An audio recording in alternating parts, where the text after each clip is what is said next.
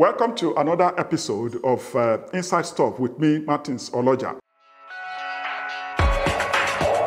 On Inside Stuff with Martins Oloja today, I would like to talk about the way people are talking about military coups in Africa now.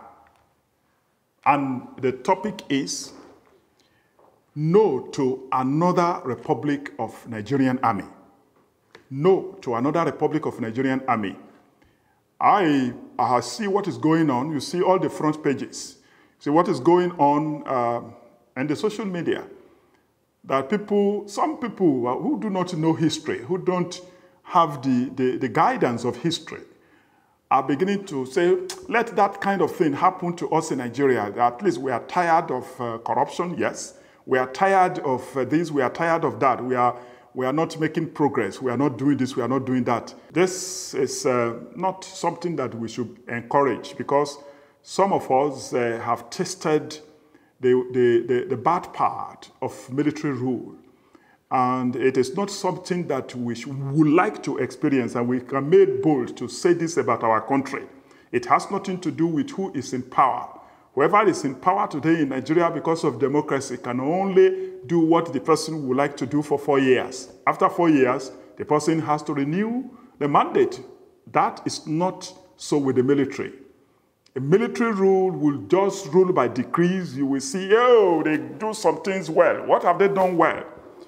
So far, $5.2 billion has been recovered from a former military ruler in Nigeria who used the central bank, and it just took 5.2 billion has just been recovered.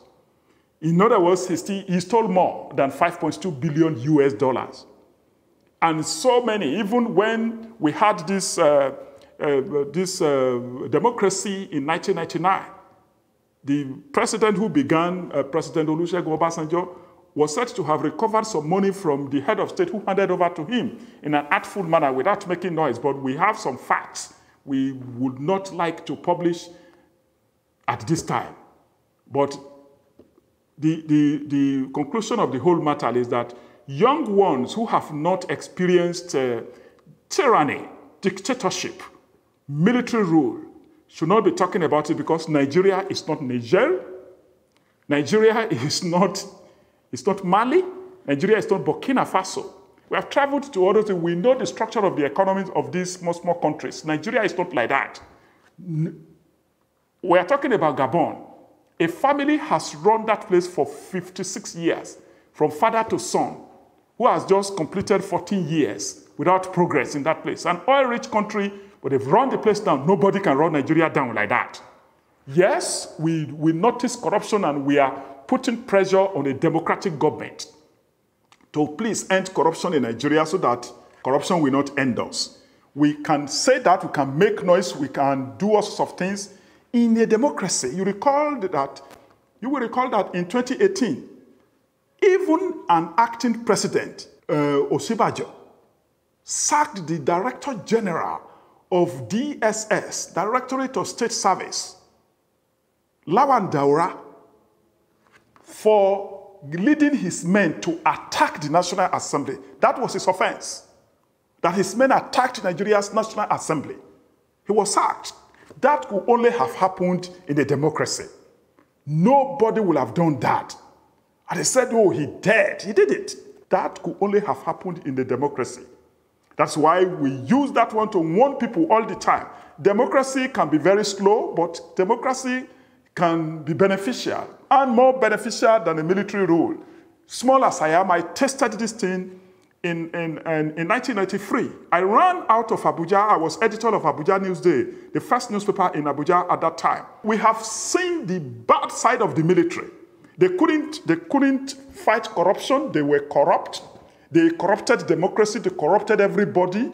They devalued our naira, which was very strong, at par with dollar, pound sterling, and all those things. And it was a military government that devalued our naira. We have not recovered from that. They devalued democracy. They devalued humanity and everything. So young people who are excited by what is happening around us should not compare Nigeria with any of these countries. What is the population of Gabon? 36 million. Niger, 27 million. Even Mali, 23 million. These are very small countries that are not prospering. We have growth in our economy already. We are the largest economy in Africa. That is economic growth. Yes, we can be talking about development. Yes, we have economic growth without development at this time. But it is not military rule that will solve that problem. They will compound it. So let us not just skew narrative in favor of military rule in Nigeria. It's our country. It is not about the ruling party. It is not about today's government. It is about Nigeria, our Nigeria. It's our country. People who may not have been properly guided by history should not be talking about that. Let us continue to put pressure on our leaders to do the right thing. Yes, we know that the current leaders are not doing well, but we have a democracy, and we can use democratic institutions to monitor governance from the media and hold them to account, especially now that nothing is hidden. In this digital age, nothing is hidden. So they should allow us, young people should know that with military rule, you cannot operate even the social media. They will block the space for democratic discussions. They will block the space for debate. And you cannot do that. We remember decrees 2 and 4. Under decree number 4, 2 journalists were jailed in The Guardian here for publishing the truth. Under military rule, truth is no defense.